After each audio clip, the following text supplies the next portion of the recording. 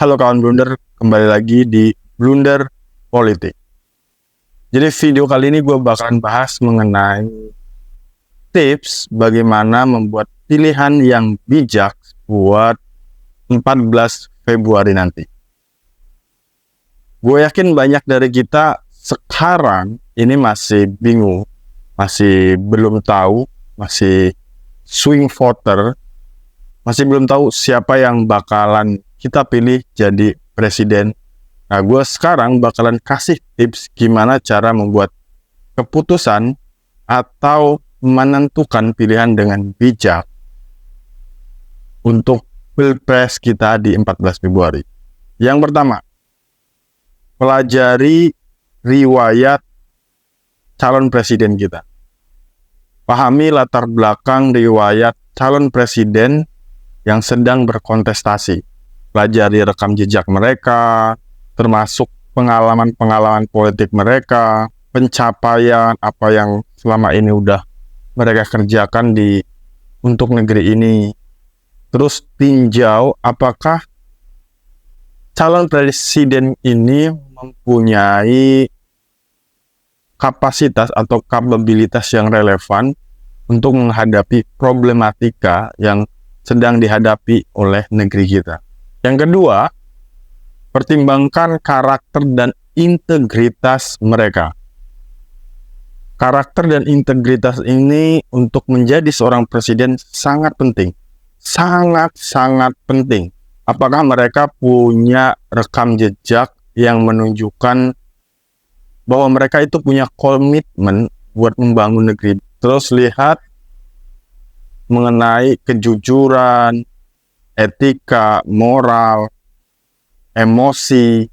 Yang keempat, evaluasi visi rencana mereka ke depan.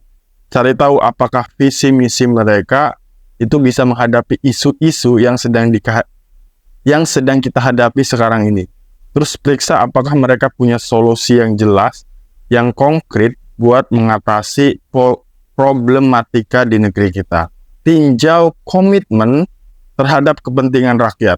Pastikan kalau calon presiden mempunyai komitmen yang kuat untuk kepentingan rakyat.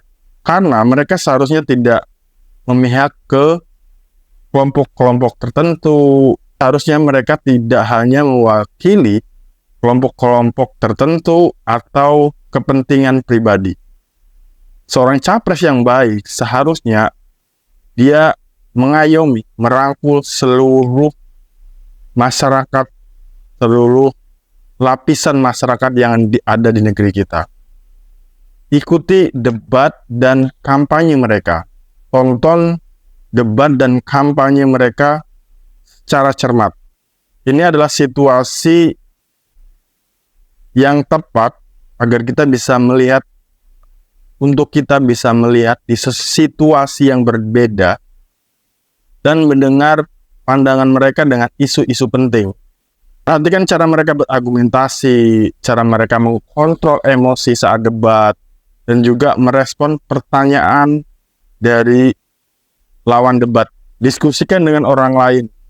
Obrolkan hal ini dengan teman-teman atau orang di sekitar kita, tapi dengan santun, dan kalau kita mempunyai perbedaan pendapat, perbedaan pilihan, jangan menjadikan itu sebuah konflik, tapi hanya sebagai pertukaran pikiran gitu loh. Kalau kita punya pilihan dan pendapat yang berbeda tentang siapapun pilihannya, kita harus tetap santun. Karena dengan diskusi kita bisa mendapat wawasan yang lebih, mungkin ada satu hal dari orang sekitar kita yang tahu tentang paslon, tapi kita nggak tahu, atau kita juga punya informasi penting yang kita tahu dan orang sekitar kita nggak tahu. Kita bisa tukar informasi. Hal ini bisa menjadi bahan pertimbangan yang makin baik untuk menentukan pilihan. Dan jangan lupa lihat rekam jejak partai yang mengusung. Selain calon presiden, pertimbangkan juga partai yang mengusung mereka. Partai yang mencalonkan mereka menjadi presiden. Cobalah membuat sebuah keputusan yang bijak dengan berdasarkan pemahaman yang matang, yang memadai. Karena semakin kita paham dengan sebuah konteks, sebuah problem, sebuah masalah, kita akan semakin bijak untuk membuat sebuah keputusan. Yang terakhir, ikuti perkembangan kampanye. Selama kampanye, pantau perkembangan kampanye. Mereka mungkin saja merubah pandangan mereka, merubah visi mereka, ataupun janji mereka tentang masa depan di negeri kita. Pastikan kita tetap up to date dengan informasi-informasi terbaru tentang paslon ini. Memilih seorang calon presiden adalah tanggung jawab yang besar gitu. Kita tidak bisa memilih calon presiden hanya berdasarkan emosi. Kita harus benar-benar menggunakan rasional, logika kita. Mana nih yang paling relevan, mana nih yang paling tepat buat menjadi presiden. Dan yang paling penting,